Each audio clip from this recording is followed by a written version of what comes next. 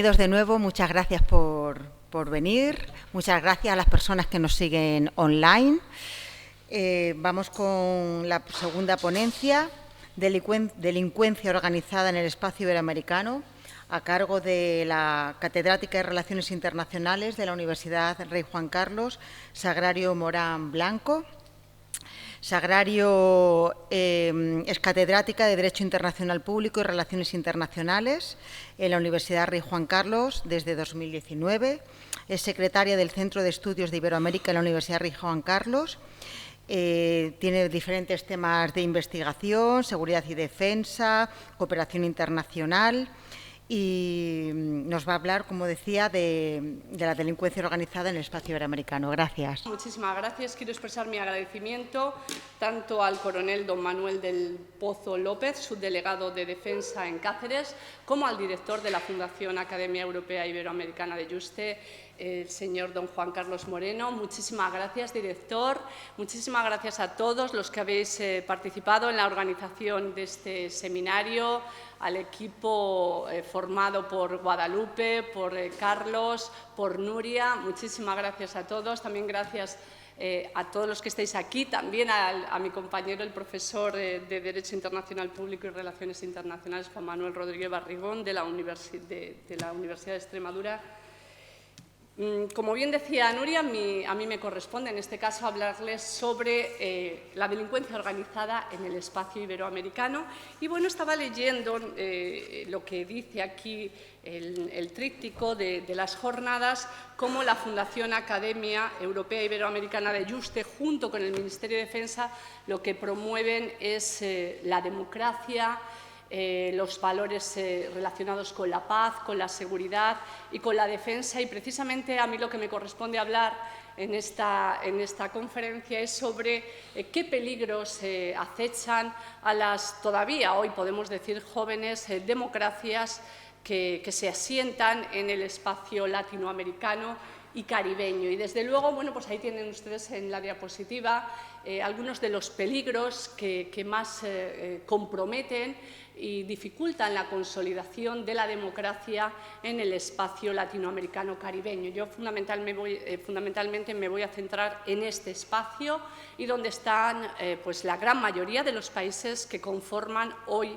Iberoamérica. Desde luego, la corrupción sería uno de los peligros, que es un fenómeno además que está muy asentado en buena parte de los países latinoamericanos y caribeños, y que ha sido en ocasiones motivo de destitución de líderes políticos. La corrupción como uno de esos grandes males y que dificultan la consolidación de la democracia.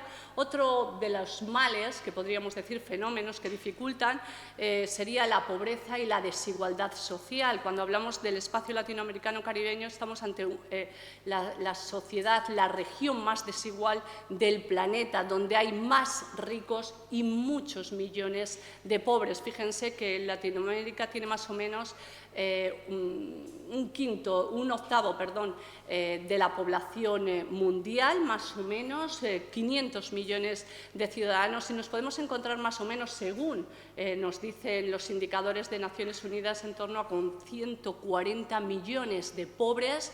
Y bueno, pues la desigualdad social se presenta también como uno de esos grandes peligros que dificultan precisamente la consolidación de la democracia. Y en tercer nivel podríamos situar, pero no porque sea el tercero el menos importante, sino que yo entiendo que es uno de los más importantes, la violencia que sufren la gran mayoría de las sociedades latinoamericanas, una violencia generada fundamentalmente por el crimen organizado, por la delincuencia organizada. Fíjense que en torno al 42% de las muertes violentas que se producen en el mundo ocurren en América Latina, en torno al 40%. Tiene una de las tasas de homicidios más altas en la mayor parte de los países, o una buena parte de los países latinoamericanos, y que duplica el promedio mundial. Para que se hagan una idea, por ejemplo, si la tasa de homicidios en Venezuela está situada en torno al 40%, para que ustedes más o menos lo entiendan, en España está situada en el 1%, con lo cual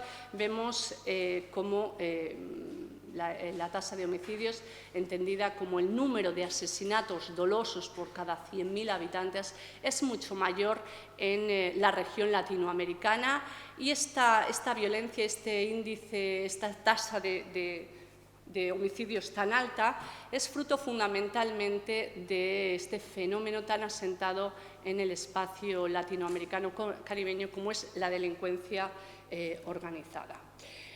Nos vamos a encontrar fundamentalmente dos tipos de delincuencia. Yo me voy a centrar en lo que es el crimen organizado, pero además del crimen organizado y que protagonizan bandas de narcotraficantes, bandas relacionadas con el tráfico de armas, blanqueo de capitales o el lavado de dinero, comúnmente conocido como lavado de dinero o tráfico de personas. Junto a este crimen organizado nos vamos a encontrar también lo que se conoce como la delincuencia común, protagonizada pues, más o menos por jóvenes fundamentalmente, que se inician en actos delictivos menores. Yo me voy a centrar en la delincuencia organizada y el objetivo de mi intervención es explicarle las características de este fenómeno que ha calado y que está tan enraizado en el espacio latinoamericano caribeño, cuáles son las principales características de este fenómeno, de la delincuencia o el crimen organizado, qué consecuencias se está generando en el espacio latinoamericano, por qué pone tan en peligro la consolidación de la democracia, qué costes están pagando las sociedades latinoamericanas por este fenómeno, como insisto, tan asentado en esta región del mundo. Y también me gustaría analizar con ustedes cuáles son los principales medios, iniciativas políticas que se están llevando a cabo y en qué niveles para combatir este fenómeno que es la delincuencia organizada. Cada región del mundo tiene sus males, tiene sus virtudes, tiene sus defectos y sus problemas. Yo me atrevería a decir que uno de los grandes defectos y una de las grandes problemáticas que sufre el espacio latinoamericano caribeño es precisamente el de la delincuencia organizada por los niveles de violencia que genera este fenómeno en la región latinoamericana. Entre las principales características, pues tienen ahí algunas señalizadas en rojo, su carácter transnacional. ¿Qué quiero decir? Es el crimen organizado de carácter transnacional. Buena parte de los fenómenos que nos encontramos hoy en las relaciones internacionales han adquirido un carácter transnacional.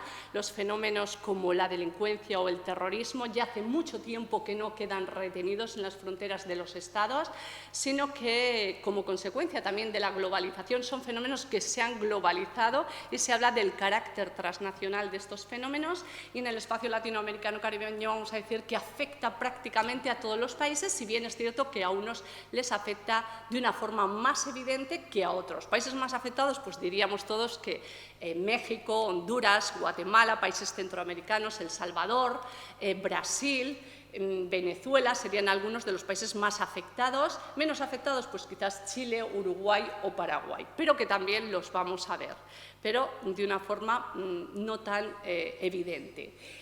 Precisamente el carácter transnacional que ha adquirido este fenómeno, que es el de la delincuencia organizada, pues ha generado ya en los últimos tres décadas pues un combate también de carácter transnacional. No se puede combatir a un fenómeno transnacional de una forma actuando de manera por parte de los Estados. Se precisa una respuesta también de carácter transnacional y de eso también voy a hablar en esta intervención. Por lo tanto, primera característica, el carácter transnacional.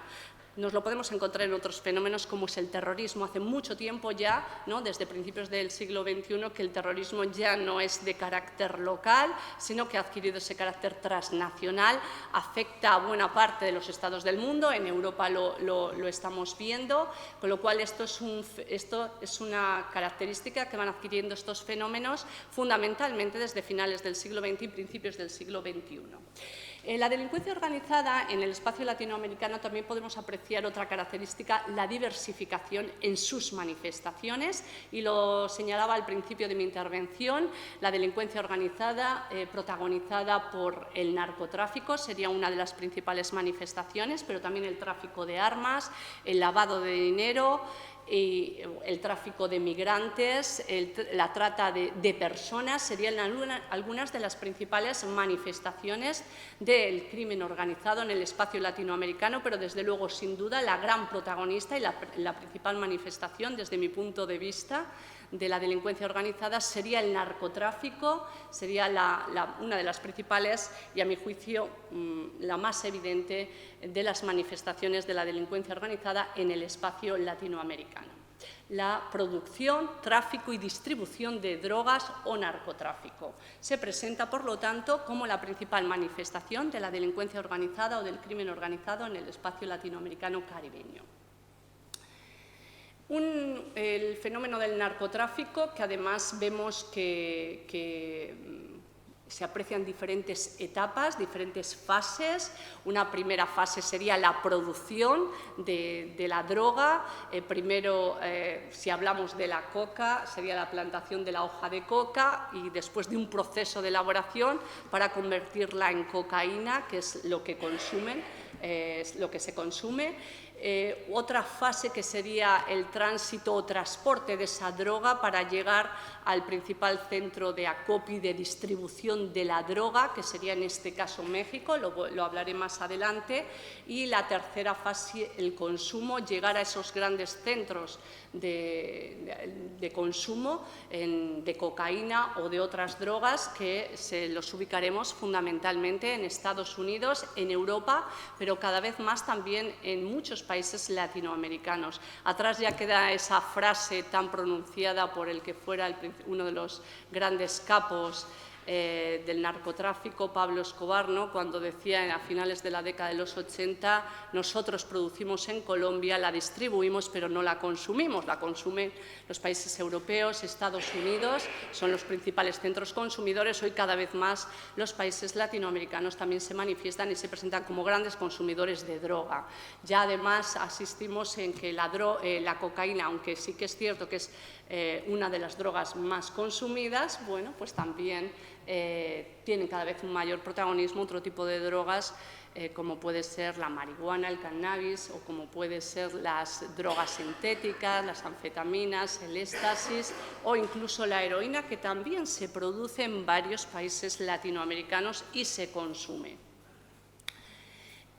Decía antes que el narcotráfico, que se entiende como la principal manifestación de la delincuencia organizada en el espacio americano, genera una serie de costes, tiene una serie de consecuencias que debilitan la consolidación de la democracia en el espacio latinoamericano caribeño. Y ahí tienen ustedes en la pantalla algunos de esos costes o las consecuencias que genera, y que las podemos dividir fundamentalmente en 4 sectores. Los costes políticos que genera el narcotráfico, los costes económicos que genera el narcotráfico, los costes medioambientales que genera el narcotráfico o el coste social que genera el narcotráfico. Costes políticos, pues desde luego se presenta por esa capacidad que tiene de corromper, de llegar a las fuerzas de seguridad de los estados latinoamericanos, de debilitar estas democracias, de perjudicar y suponer una amenaza a la estabilidad de los sistemas democráticos. En algunos países latinoamericanos se ha comprobado, en Colombia, cómo se crean reductos de impunidad, cómo estos grupos delincuenciales, grupos de narcotraficantes, llegan incluso a controlar determinados territorios. Eso se ve mucho en las ciudades, en las zonas periféricas de las ciudades, sometidas al control en ocasiones de los cárteles o de las organizaciones y pandillas juveniles, las maras juveniles que nos podemos encontrar en El Salvador, en Honduras, en Guatemala, que llegan a controlar amplios espacios, fundamentalmente en centros urbanos, en las urbes, en las zonas periféricas de muchas ciudades del espacio latinoamericano caribeño. Por lo tanto, costes políticos en ese sentido, su poder corruptor, que debilita enormemente las instituciones democráticas de los estados en los que el narcotráfico opera. Decía antes que afecta a los cuerpos de seguridad pública, el poder judicial tiene esa capacidad de corromper y precisamente a lo que consideramos que son los pilares y los elementos clave también en la lucha contra el narcotráfico. Por lo tanto, unos costes políticos evidentes, en parte por esa capacidad de controlar en ocasiones territorios de estos países latinoamericanos. En Colombia se ha visto, en países, en Guatemala, en Honduras, en El Salvador. Costes económicos. Debilita la economía formal del Estado, introduce dinero negro en el sistema financiero de los países y, desde luego, cómo afecta al turismo. Nadie quiere ir a hacer turismo a un país donde hay una violencia extrema, donde operan maras o cárteles o grupos de narcotraficantes, y todos sabemos que el turismo es una de las principales fuentes de ingresos para muchos países latinoamericanos y caribeños. Por lo tanto, los costes económicos son evidentes, puesto que afectan de una forma clara al turismo. Costes medioambientales. La producción de coca exige la utilización de muchísimas hectáreas de terreno. Para ello, en estos países, como puede ser Colombia, se ha asistido a una deforestación en los últimos decenios, exterminar y acabar con bosques que se van a dedicar al cultivo de esa ingente cultivo de coca. Y bueno, pues todo esto incide y tiene perjuicios medioambientales, incide por supuesto en el calentamiento global, y el calentamiento global pues es el principal generador de ese fenómeno que llamamos cambio climático. Los árboles, todos sabemos que los bosques absorben CO2, que es uno de los principales gases de efecto invernadero, cuyas emisiones pues son las causantes del calentamiento global y, por lo tanto, del cambio climático. Por lo tanto, efectos, costes ambientales claramente como consecuencia de este fenómeno del narcotráfico en el espacio latinoamericano caribeño. Bueno, voy a ir un poquito más deprisa. De todas formas, en las preguntas, si ustedes quieren ahondar o quieren hacer algún comentario, alguna pregunta con relación a cada una de estas consecuencias, pues estaré encantada. Costes sociales, ya los hemos venido diciendo, el consumo de drogas quebranta la salud pública. Nos podemos encontrar, según datos de Naciones Unidas, con unos 200 millones de consumidores de droga en el mundo, ocasiona muchísimas muertes y cada vez además está creciendo el número de muertes en los últimos años como consecuencia del consumo de drogas. No se está debilitando el consumo de drogas, sino que está aumentando. Incrementa los niveles de violencia, con lo cual eso genera sociedades profundamente inseguras y amenazadas por este fenómeno. Acelera también la proliferación de armas, las migraciones irregulares. El narcotráfico, en este caso, se presenta como, ya he insistido, como uno de los grandes generadores de violencia en América Latina y el Caribe. Ocasiona graves violaciones de los derechos humanos, con lo cual los costes sociales son más que evidentes los que provoca el fenómeno del narcotráfico. Y esto contrasta, ¿no?, porque uno estudia el espacio latinoamericano caribeño, 33 estados, donde se presenta esta región como una de las donde hay menos conflictividad entre estados. Prácticamente no hay conflictividad, no hay ninguna guerra abierta entre los estados que conforman hoy el espacio latinoamericano caribeño, pero incluso es una de las regiones con menor gasto militar y, sin embargo, insisto, con grandes niveles de violencia generados por este fenómeno que es el del narcotráfico y, en general, el de la delincuencia organizada. Lo decía antes, Latinoamérica es la primera región más desigual del planeta y la segunda región más violenta del mundo en cuanto a índice y de alta tasa de homicidios. Va por detrás del África subsahariana, y ya les comentaba también algunos de esos países que más sufren la violencia. Ahí tienen se aprecia, ¿no?, en esta fuente que es la oficina, los datos que nos da la Oficina de las Naciones Unidas contra la Droga y el Delito.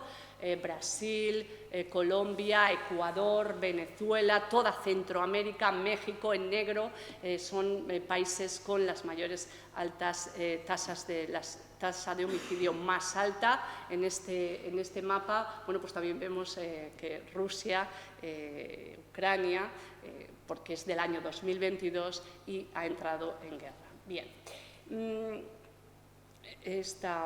Los países latinoamericanos con más homicidios, en primer lugar, según la Fundación de Investigación Inside Crime, del año pasado hablaba que Venezuela es el país latinoamericano con la tasa de homicidios más altas, un 40%, seguido de Honduras, Colombia, Ecuador, países pues, que sufren directamente el fenómeno del narcotráfico. También tiene otros países, como puede ser Brasil y Guatemala. Esto, como decía antes, la violencia genera ese fenómeno que es la inseguridad social. Hay un escritor, José Luis Soberanes, que en uno de sus artículos, él fue presidente de la Comisión de Derechos Humanos en México, que dice que desde hace tres décadas 2 cánceres corroen el vigoroso cuerpo latinoamericano. Él dice la delincuencia organizada y el narcotráfico, y que este tirano, él dice, de 1000 rostros, pues ha arrebatado la libertad y la paz a los ciudadanos latinoamericanos y ha generado, como ven ahí en la pantalla, esa inseguridad ciudadana. De hecho, en los últimos latinobarómetros que se realizan y se pregunta a los ciudadanos latinoamericanos cuál creen ellos que es el mayor peligro y qué es lo que más les incomoda y hace difícil su vida, todos señalan que es la violencia. La violencia se presenta, la inseguridad ciudadana como lo que más preocupa a los ciudadanos latinoamericanos y, insisto, esto es generado fundamentalmente por el fenómeno del narcotráfico, hasta el punto de que en estos latinobarómetros, después de que los ciudadanos latinoamericanos digan que es la inseguridad social lo que más les preocupa, a continuación dicen que estarían dispuestos a renunciar a la democracia si viniera un sistema que fuera capaz de acabar con esta inseguridad social y, en definitiva, erradicar el fenómeno del narcotráfico que tanto secuestra la libertad de los ciudadanos de esta región del mundo. Ahí tienen, la inseguridad preocupa al 91% de los latinoamericanos como el gran problema cuando se les pregunta qué es lo que más te preocupa, la inseguridad que se vive.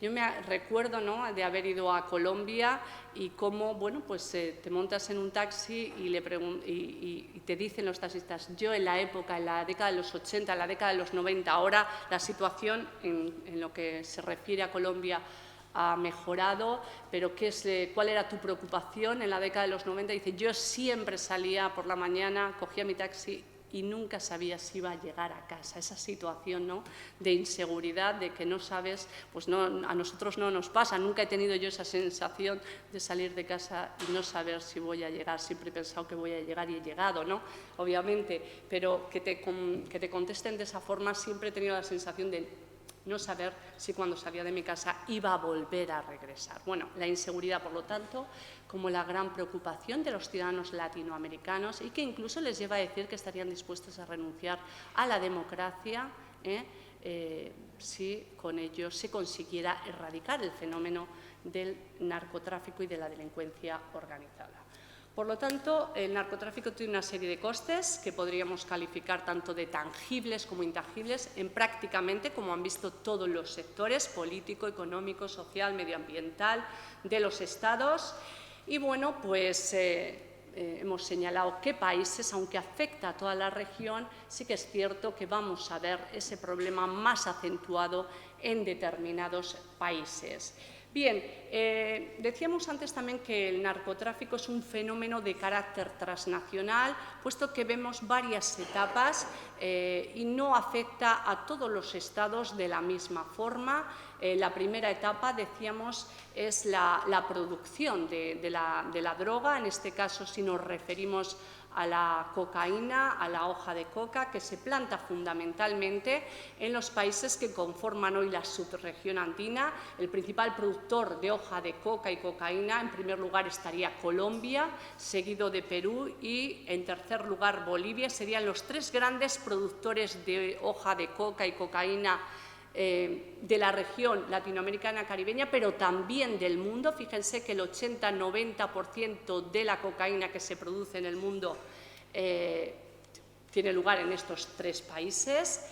Pero también es cierto, les decía antes, que en la región latinoamericana también se producen otro tipo de drogas, como es la heroína, las drogas sintéticas, el cannabis o marihuana.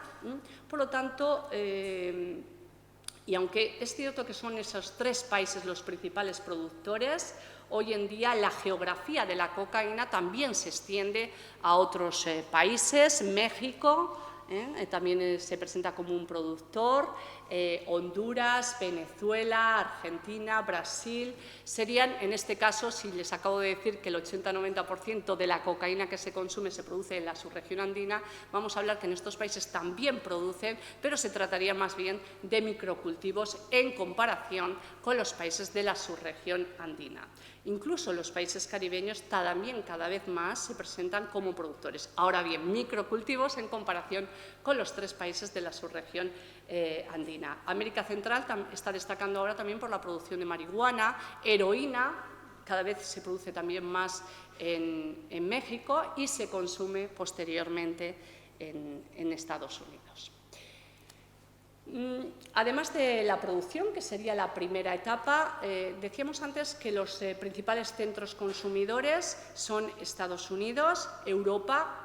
Es cierto que cada vez más también los países latinoamericanos, pero los grandes centros consumidores y donde más cara está la cocaína, por ejemplo, a la hora de venderla es en Estados Unidos y en Europa. Por lo tanto, se han ido generando una serie de rutas, unos corredores de tráficos de drogas, puesto que si estamos diciendo que se producen en la subregión andina la cocaína, ¿cómo se hace?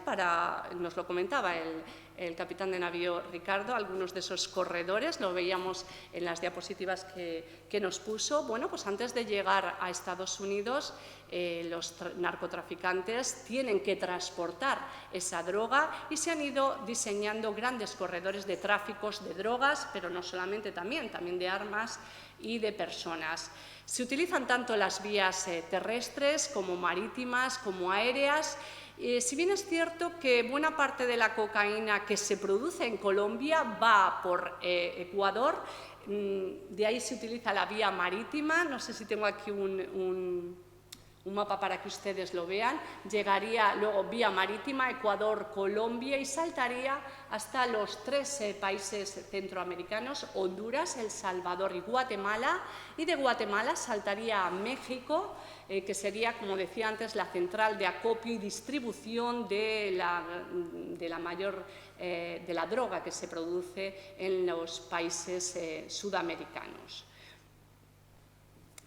Por lo tanto, países de tránsito, Ecuador, también Venezuela, luego todo el corredor centroamericano y de Guatemala el salto a México. Les decía antes, existen diferentes rutas y Estados Unidos, según los estudios de la policía y de las investigaciones que se realizan en Estados Unidos, se estima que la mayor parte de toda la cocaína que entra en el país, en Estados Unidos, ingresa a través del corredor centroamericano-mexicano. Bien,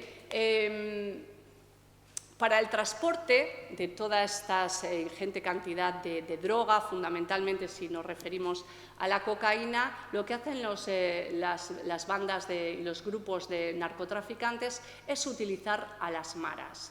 Vemos que este fenómeno se ha expandido muchísimo por los 3 países centroamericanos por los que transita fundamentalmente toda esa droga hasta llegar a México, y vemos ahí 2 maras fundamentalmente las que se encargan de proteger y que no corra ningún riesgo el traslado de toda esa droga para llegar hasta México, y las 2 maras que fundamentalmente se dedican a velar y a garantizar que el transporte sea seguro y que llegue todo a México son la Mara Salvatrucha, de que ustedes probablemente han oído hablar, y la Mara del Barrio 18. Las 3 operan en estos países centroamericanos, en Guatemala, en Honduras y en El Salvador, pero también nos vamos a ver otros grupos delincuenciales que se encargan de proteger en Brasil.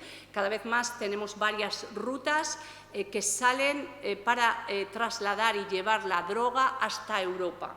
la que llega a Europa fundamentalmente lo hace a través de Brasil en los últimos años, y también para eso Brasil se han conformado dos grupos delincuenciales que se encargarían de ello, que son, ahí lo tienen en la diapositiva, el grupo Primeiro Comando da Capital, que controla el tráfico de drogas y que opera en varios países de la región sudamericana, y también tenemos el Comando Vermelho, no lo tienen ahí, pero bueno, sería otro de los grupos que se encargan en Brasil de ese transporte y de que llegue hasta África para dar el salto a Europa o directamente a Europa en muchas ocasiones a través de España. Bueno, en el caso de los países del Caribe, pues las maras tienen otros nombres, allí funcionan lo que se llama como las street gangs. Su función, ya se lo he dicho, proteger fundamentalmente a los transportistas de la droga, a su paso por los países en los que actúan, facilitar y que llegue a esa gran central de acopio de la droga que es México.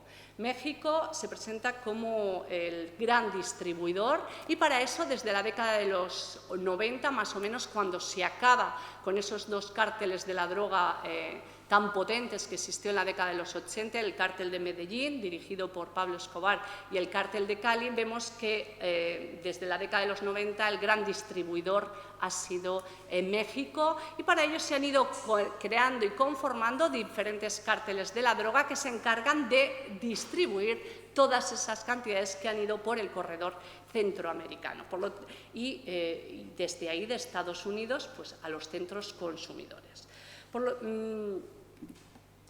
México se ha convertido en uno de los países del mundo con mayor delincuencia organizada. Operan en ocasiones hasta 9 cárteles de la droga.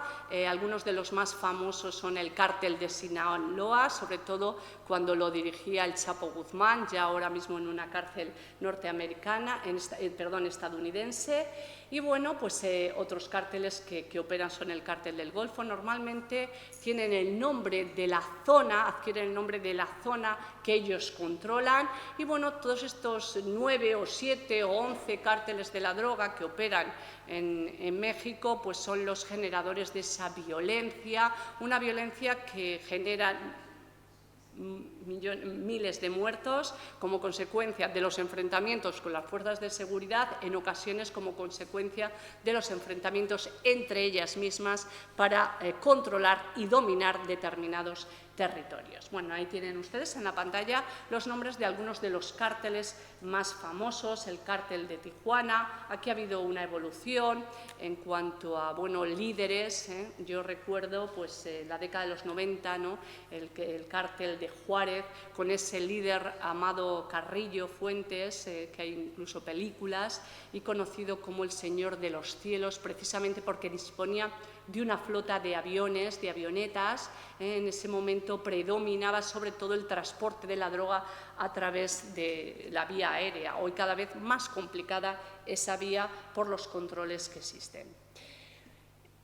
México, por lo tanto, el gran distribuidor, y los centros consumidores, ya lo hemos dicho, Estados Unidos, Europa, pero también cada vez más países latinoamericanos. Ya atrás quedó esa frase de Pablo Escobar. Brasil, Argentina, Uruguay, México, Costa Rica, también cada vez está creciendo más el consumo de droga en los países latinoamericanos. No obstante, sí hay que decir, y esta es una conclusión, que los mayores productores de cocaína, aunque cada vez está creciendo más el consumo, no son los mayores consumidores, ni donde, es cierto que también el precio de la droga se incrementa de una forma considerable. No es igual la venta de 1 kilo de cocaína en una selva o en un país latinoamericano que en Estados Unidos o en Europa, o no digamos ya en Australia.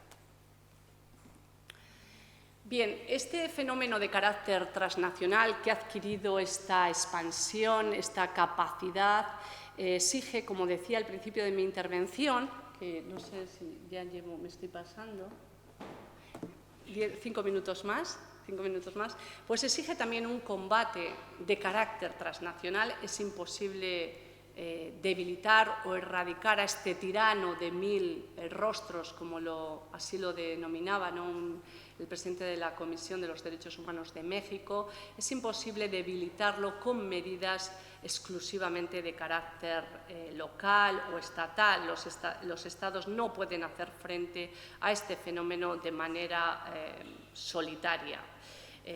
Precisamente por ello, desde la década de los 90 y sobre todo desde principios del siglo XXI, vemos que el combate adquirió un carácter transnacional y podemos en ese sentido destacar que se han ido aprobando diferentes instrumentos jurídico-políticos y medidas implementadas en diferentes niveles. Un nivel estatal, un nivel interestatal, un nivel regional o hemisférico e incluso a nivel mundial. También hay instrumentos jurídico-políticos que se han creado en el marco de Naciones Unidas, que es la organización universal por excelencia, para actuar contra este fenómeno de carácter transnacional.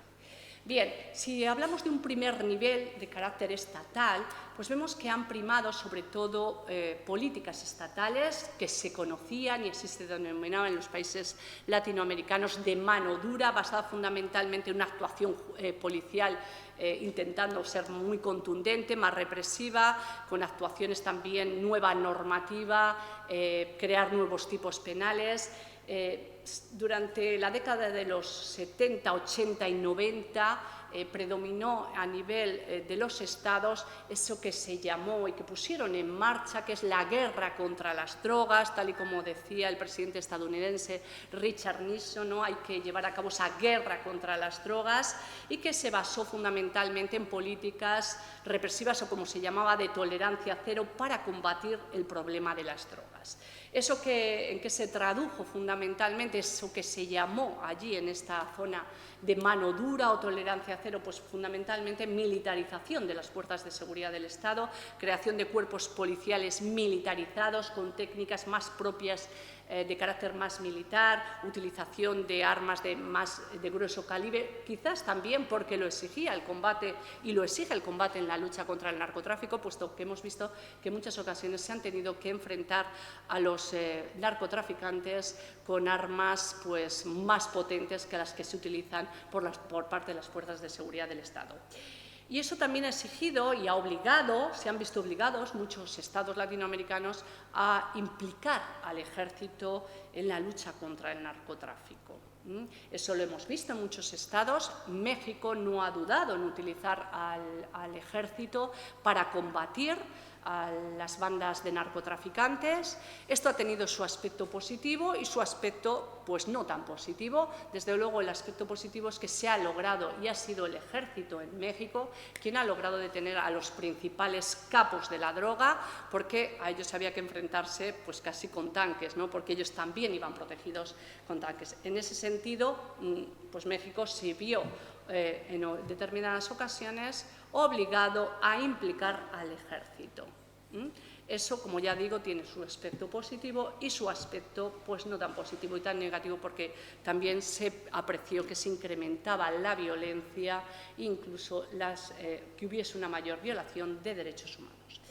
Además de esas iniciativas, implicación del ejército, militarización de las fuerzas de seguridad del Estado, también vemos que muchos países lo que han hecho es un endurecimiento de la vía penal con la aplicación de nuevos tipos penales, como por ejemplo el de asociación ilícita o pertenencia a organización criminal. También se han aprobado, sobre todo en Honduras, en El Salvador, en Guatemala, las conocidas como leyes antimaras, que muchas de ellas fueron derogadas porque se veían inútiles y que más bien lo que hacían era no ir contra los líderes o contra las maras, sino contra, pues, a veces ciudadanos que no estaban directamente relacionados con las maras. Bueno, pero esas han sido medidas, como ya digo, que han aplicado muchos estados a nivel local para combatir el fenómeno del narcotráfico.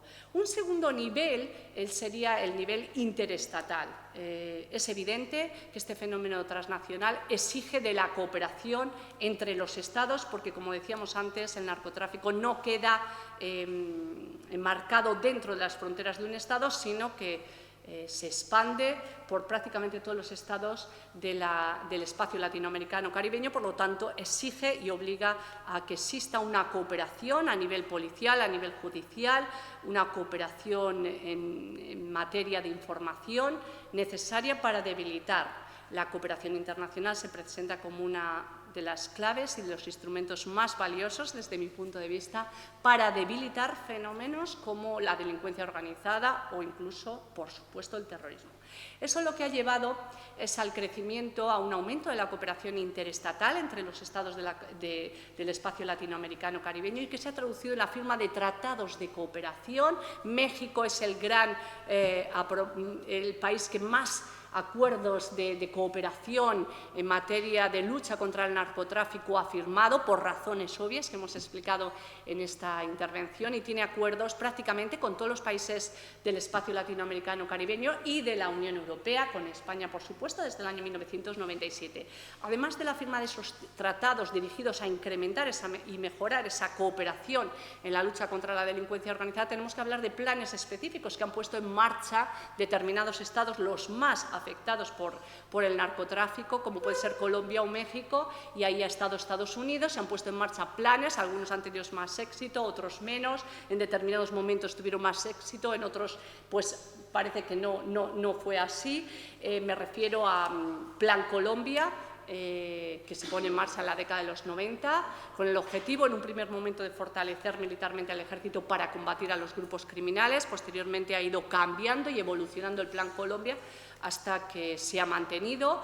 En el caso de México, pues en vez de llamarse Plan Colombia, se llamó Iniciativa Mérida, que se pone en marcha en el año 2007, donde hay pues una ayuda clara militar y económica por parte de Estados Unidos, que se ve directamente afectado por todos los cárteles de la droga que están en México. Y bueno, pues en cuanto al nivel interestatal, hay que destacar la aprobación de estos planes específicos, que siempre han contado con el apoyo de Estados Unidos, incluso también otro plan, la Iniciativa Regional de Seguridad para Centroamérica.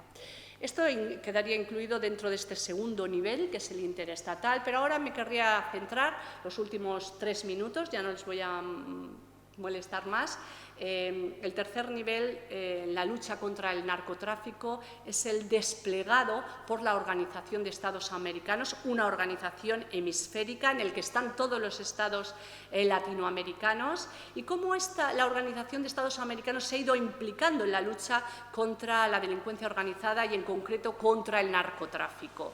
Desde luego, su implicación la vamos a ver a partir de la década de los 80, fundamentalmente, cuando ya empieza a crearse instrumentos específicos dentro del marco de la Organización de Estados Americanos para combatir a la delincuencia organizada transnacional y a su principal manifestación, que es el narcotráfico. Se crea la Comisión Interamericana para el Control de Abuso de Drogas, la famosa CICAD, y sobre todo es a partir del decenio de 1990 cuando se crean otro tipo de estructuras, como es la Comisión de Seguridad Hemisférica en el año 1995, el mecanismo de evaluación multilateral, con lo cual vamos a ver, y yo lo que quiero es que más que se queden, porque es imposible, ¿no?, que se quede con todos estos instrumentos que se crean en el marco de la OEA, es que explicarles, exponerles cómo es a partir fundamentalmente de la década de los 90, cuando la OEA entiende que hay que poner en marcha mecanismos regionales, hemisféricos, para combatir un fenómeno que ya es evidente a todas luces que tiene un carácter hemisférico o transnacional. El Observatorio Interamericano sobre Drogas sería otra, pero el gran, digamos, impulso a la lucha contra el narcotráfico en América Latina por parte de la Organización de Estados Americanos se va a llevar a cabo en el siglo XXI, en la primera y segunda década del siglo XXI. Ahí tienen, ¿no?, cuando tenemos en el año 2003 una declaración sobre seguridad en las Américas, donde ya se dice claramente, a través de una declaración aprobada por todos los estados de la OEA, se dice que la delincuencia organizada es el gran peligro para las democracias latinoamericanas y que, por lo tanto, hay que poner en marcha medidas de carácter transnacional para combatirla. Y se van a centrar en 3 instrumentos. Primero, el fortalecimiento de la legislación de los Estados, la defensa del Estado de Derecho y la cooperación multilateral. Para ello se van a crear nuevos instrumentos. Y yo lo que les voy a decir es que desde entonces lo que nos encontramos en la Organización de Estados Americanos es toda una panoplia de instrumentos, de mecanismos para combatir el fenómeno de la delincuencia y en particular del narcotráfico. No les voy a decir todos, pero bueno, ahí tienen algunos. Y ya en el año 2006 se va a crear un plan, se va a aprobar en el marco de la Organización de Estados Americanos, lo que se conoce como el Plan de Acción Hemisférica contra la Delincuencia Organizada, un plan específico para combatir la delincuencia organizada de carácter transnacional.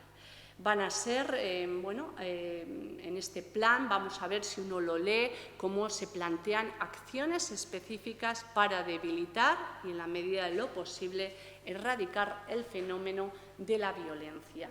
Pero van a ser todo acciones y medidas, mecanismos dirigidos a combatirla, pero mirando siempre, vamos a ver, medidas más bien de carácter dirigido a los centros neurálgicos, a los capos, a las organizaciones, y que también no hacen la distinción entre los consumidores y los narcotraficantes, que realmente son los que se lucran a costa de este fenómeno. El cambio por parte de la OEA en su lucha contra el narcotráfico, donde va a integrar, va a aplicar nuevas medidas, se va a producir justo en la segunda década del siglo XXI, cuando se adopta la Estrategia Hemisférica sobre Drogas y su plan de acción, donde va a cubrir ya otros ámbitos, no solamente el fortalecimiento institucional, sino que va a hablar de la reducción de la demanda. La reducción de la demanda, que quiere decir aplicación de medidas preventivas, es decir, que el consumidor no tiene que ser siempre un delincuente, sino que más bien hay que mirarle como un paciente. Por lo tanto, reducción de la demanda y, por lo tanto, comienzan a introducirse medidas preventivas donde el consumidor no se ha visto tanto como un delincuente que hay que encarcelar, sino como un enfermo que quizás lo que hay que hacer es aplicarle una rehabilitación o un tratamiento médico más que otra cosa. ¿Por qué? Porque después de todo se estuvo viendo que con las medidas exclusivamente, llamémoslas represivas, lo que se estaba consiguiendo es que se incrementara de una forma exponencial el número de presos en las cárceles latinoamericanas, y poco a poco se fue viendo cómo estos centros y las cárceles se convertían en el principal centro de reclutamiento del crimen organizado y de las bandas de narcotraficantes. Por lo tanto, medidas preventivas, la OEA empieza a hablar de reducción de la demanda, medidas preventivas, por supuesto, reducción de la oferta, medidas de control y cooperación internacional. Por lo tanto, en la segunda década del siglo XXI vamos a ver nuevos planteamientos, nuevos enfoques, y que incluso vamos a escuchar a presidentes latinoamericanos, como el que fue Juan Manuel Santos de Colombia, donde va a decir que a lo mejor hay que plantearse una posible despenalización de la droga, refiriéndose en este caso a la marihuana, que se entiende que es una de las drogas más blandas, por así decirlo. Esto va a llevar a que algunos países se lo tomen en serio, y en el año 2013 Uruguay va a aprobar una ley en la que se va a legalizar el consumo de la marihuana, y eso es lo que está ahora mismo en Uruguay funcionando, después de donde se permite a las personas que consuman unos 40 gramos de marihuana al mes, 10 gramos a la semana, que podrán comprar en determinados centros controlados por el Estado, en farmacias, y 480 gramos creo que al año. Por lo tanto, vemos cómo se empieza a plantear esa posible despenalización del consumo y comercio de drogas, pero hablando de la marihuana, no de otras drogas como puede ser la cocaína. Bien, después de Uruguay nos encontramos con otros países, Canadá, muchos estados de Estados Unidos también han despenalizado el consumo de marihuana.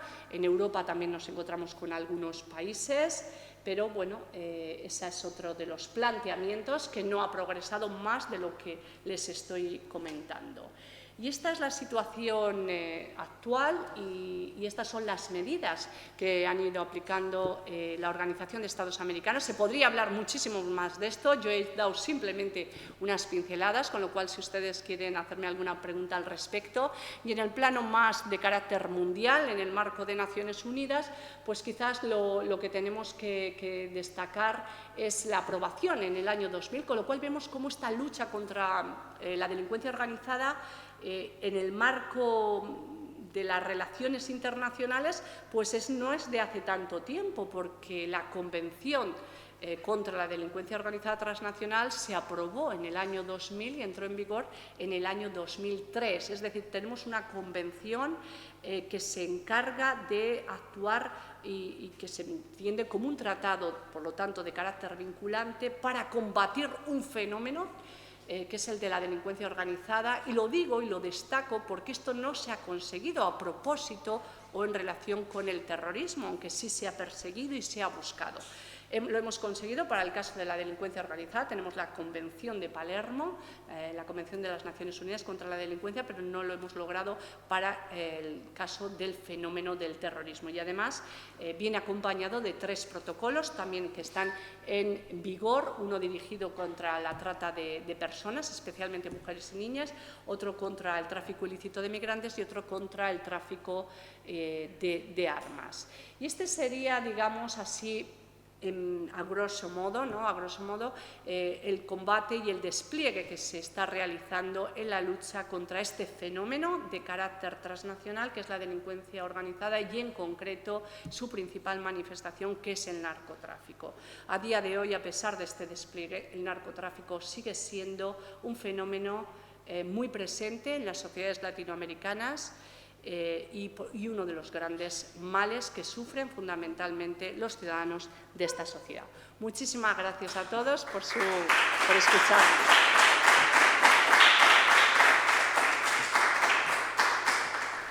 Gracias, Sagrario. Muchas gracias. Pues nada, ¿alguna pregunta? ¿Alguien tiene algo que comentar? Sí, tenemos una pregunta, Sagrario. Yo no es tanto una pregunta lo que tengo, sino un matiz, bueno, tampoco un matiz. Aclarar que uno de los cárteles que ha mencionado de México, el cártel de Jalisco, que ahora se hace llamar Cártel Jalisco Nueva Generación, sí, pues su poder y su violencia va más allá. Es un cártel que funciona básicamente como un grupo paraestatal, controla varios estados de México, se cree con la potestad incluso de ejercer justicia, que es algo de lo que se jacta en varios vídeos que lanza a las redes diciendo que van a perseguir a tal policía corrupto, que van a perseguir delitos menores que cometen otros grupos de delincuentes, captan en sus filas a militares, a gente de grupos de las fuerzas especiales, de la Marina Armada, y su poder es tremendo. También llegan a zona andina, porque es una zona en la que se cultivan muchos productos, y ya en esas zonas tienen su red. Es decir, controlar una organización de tal calibre es muy complicado. Y a este respecto, no sé si incluso el derecho internacional podría ser eficaz en su control por el excesivo poder, y además una manifestación es que su líder, alias el Mencho, tiene una recompensa enorme y no se sabe dónde está, y muchos poderes políticos favorecen a ese grupo. Bueno, muchas gracias por su matización, por su explicación, que estoy muy de acuerdo. El poder que tienen y el control sobre determinados ámbitos y territorios en México, en este caso del cártel de Jalisco Nueva Generación.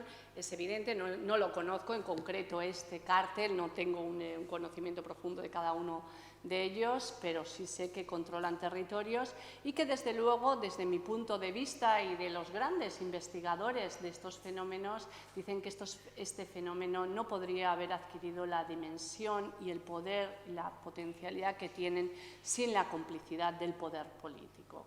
Eso parece ser que es evidente y así lo manifiestan los grandes investigadores mexicanos del fenómeno, el derecho internacional tiene la capacidad que tiene.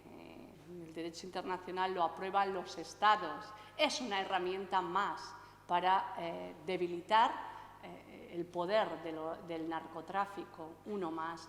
Pero esto pues, requiere un enfoque, como tiene ahí en la pantalla, un enfoque integral y que va más allá del derecho internacional, que es actuar también contra otros fenómenos que no voy a decir que son los causantes, pero que también, si consiguiéramos mejorar la situación, esa situación de desigualdad, esa exclusión social, laboral, educativa que sufren muchos jóvenes latinoamericanos, pues se conseguiría mejorar la situación y que muchos de ellos no caigan en poder y en las manos de estos grupos de narcotraficantes.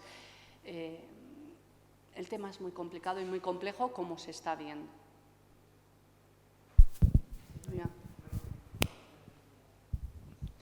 Bueno, yo soy Lorena Chano, profesora Lorena Chano de la Facultad de Derecho Constitucional. Me gustaría, me presento primero, sobre todo para quienes nos están siguiendo online. En primer lugar, me gustaría darle enhorabuena por la exposición. Ha sido muy interesante, muy completa y también felicitarla por la capacidad de síntesis, porque dice que se ha alargado, pero es decir, es que la cantidad de información y la complejidad del tema efectivamente hace muy difícil sintetizar en apenas 45 minutos pues un problema que es gravísimo en todo el mundo, pero particularmente en Latinoamérica. Yo simplemente un breve apunte. Yo no conozco mucho el caso mexicano, del cual habéis hablado recientemente, ¿no?, al hilo de la otra pregunta. Yo conozco más el caso colombiano. Y claro, yo creo que efectivamente es un problema que se escapa a la capacidad y a la fuerza del derecho internacional, por cuanto que el problema reside precisamente pues, en el propio Estado. Por ejemplo, en Colombia, la debilidad del Estado, el hecho de que no exista una concepción de Estado fuerte en las fronteras, en la periferia, en las zonas donde se cultiva la coca, ¿no?, todo ese campesinado, toda esa parte más rural y más agricultora, donde se vive de la generación de esas sustancias ilegales, y que es la forma de vida que se ha conocido y que es la cultura en la que se ha crecido, ¿no?, en la cultura de la violencia, donde de hecho la violencia, o mejor dicho la fuerza, no la pone el Estado ni la pone la autoridad, sino que la pone a lo mejor pues, el jefe de la guerrilla, el jefe de la comunidad o el que digamos que tiene cierta autoridad en la comunidad. Entonces yo en ese sentido pues preguntarle a la ponente cómo ve todos estos planes de cara a el fortalecimiento del Estado y la reforma de toda esa agricultura y de todo ese trabajo que hay que hacerse en esas comunidades rurales y en esas comunidades de vida que tienen su propia cultura y que mezclan una serie de razas y que mezclan una serie de idiosincrasia que es tan diferente a la que podemos ver aquí desde Europa y tan diferente además de la que se puede ver en las propias ciudades de estos estados, ¿no? Porque hay que trasladarse muchas veces a esas zonas de periferia para ver cómo le quitas tú una forma de vida a una familia humilde que no es que sea consumidora, es que es la forma de vida que conoce, ¿no? Eso y la fuerza del que de alguna manera ha asumido el control colectivamente a lo largo de los siglos. Esa es mi aportación. Muchas gracias. Pues muchas gracias, Lorena, por tus palabras. Y bueno, pues en el caso de Colombia, yo creo que ha sido uno de los países más afectados por el fenómeno del narcotráfico, que lleva en esta guerra contra las drogas desde la década de los 70-80.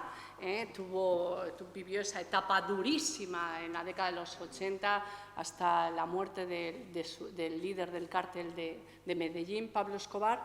Y desde luego yo sí creo que en el caso de Colombia se ha asistido en los últimos años a un fortalecimiento del Estado y que le está haciendo frente partiendo de una situación en la que había una cultura de violencia y había una estructura muy evidente de apoyo y de capacidad del narcotráfico de mantenerse. Sin embargo, Colombia yo creo que ha sabido luchar y utilizar sus instrumentos mejor. También ha contado con más medios. Estamos hablando del Plan Colombia y esa ayuda estadounidense, que yo creo que en el caso del presidente Uribe la utilizó muy bien y fue capaz incluso de actuar contra las FARC. Es decir, Colombia, un Estado totalmente, bueno, pues donde la violencia era una forma de vida, no solamente por grupos de narcotraficantes, sino también en grupo por movimientos, grupos insurgentes y terroristas como las FARC o el Ejército de Liberación Nacional. Sin embargo, ha conseguido reponerse. Tú hablabas también de la necesidad del fortalecimiento del Estado. Claro, estas sociedades, estos estados, además se encuentran con un problema, el de la corrupción, los vínculos que existen entre el narcotráfico y otras manifestaciones de la delincuencia, como es el tráfico de drogas, como es el tráfico de armas, como es el blanqueo de capitales, que también hay que erradicarlas. Es que es muy imbricado, muy complicado. Y yo creo que la corrupción pues, incide precisamente en todo lo contrario, en esa debilidad del Estado que va en contra de ese progresivo fortalecimiento. Pero aún así creo que Colombia es uno de los países que se está mejor levantando desde la década. Es que ha pasado por diferentes etapas. Y yo creo que uno de los artífices que mejor lo hizo, a lo mejor en otras cosas lo hizo muy mal, pero en la lucha contra el terrorismo y contra el narcotráfico, yo destacaría quizás a la figura de Álvaro Uribe.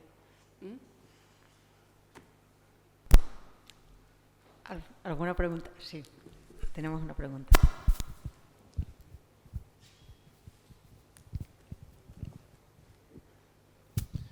Muchas gracias, Agrario, por la brillante ponencia y la claridad. Mira, quería hacerte una pregunta, porque no sé si en América Latina y el Caribe se es consciente de las preocupaciones que tenemos nosotros en África, ¿no? Que tenemos un perfil propio y desde hace tiempo nos preocupa en esa distribución del narcotráfico, cuando llega al Golfo de Guinea y se traslada a través del Sahel hacia Europa, cada vez más existe una conexión entre los tráficos ilícitos, el narcotráfico, el tráfico ilícito de personas y el terrorismo. Y eso cada vez más va hacia el sur, o sea, ya está en la frontera de Benín, de Togo, está la piratería en el Golfo de Guinea. A lo que voy es que la ruta que va por el Golfo de Guinea cada vez más bueno, pues tiene que ver no solo con los distribuidores de lo que producen los narcotraficantes, ¿no? Sino que existe un problema de terrorismo. Y esa preocupación que tenemos nosotros y los esfuerzos que hacemos por la presencia que tenemos precisamente en el Sahel y en el Golfo de Guinea, tratando de evitar precisamente esa conexión y que baje el terrorismo a la costa, se es consciente en América Latina de los riesgos que se están corriendo a la hora de la distribución. ¿Los riesgos que corre quién en este caso? Que está, claro, el propio narcotraficante, que ya no es un narcotraficante el que tiene en el otro lado de la costa, lo que tiene probablemente es un terrorista y eso, bueno, pues tiene más ramificaciones que el propio narcotráfico. Si es consciente el narcotraficante latinoamericano. Exactamente, digo yo.